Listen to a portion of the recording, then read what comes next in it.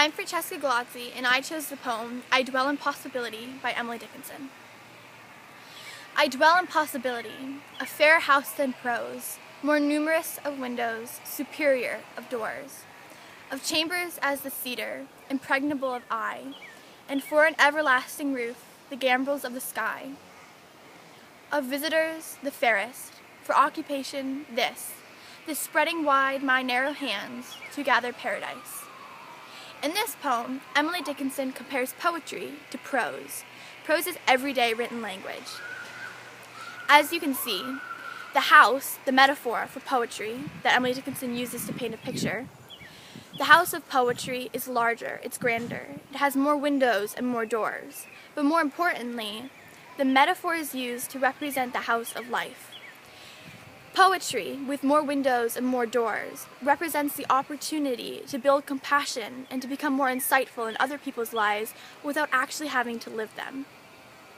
Poetry, as compared to prose, is opening yourself up to other people's opportunities and possibilities. It's seeing what other people's lives are like without actually having to live yours. Prose is you trying to get your point across. It's your personal experience without listening to someone else's. Poetry also has finer chambers made of cedar. Cedar is a strong, beautiful wood which keeps the house of life from falling apart. The roof of poetry is made up of the sky. It's large, it's grand, it's expansive. It touches everyone and everything and surrounds us all. Furthermore, the visitors of the house of poetry are the fairest. They are the readers of poetry, and they are often more insightful because they look through the windows and doors and experience and feel what other people are feeling without actually living their life for them. Emily Dickinson also talks about why she chose the occupation of being a poet. Emily Dickinson was a bit of a recluse. She stayed in her house and rarely came out. But in this poem, she explains how she built her own personal paradise through her occupation. She was able to write poems and reach out through her own doors and windows to feel what other poets and people are feeling without actually living their lives for them. To this day, her poetry still inspires people. Her poetry reaches out as we read them, and we feel what other people have felt.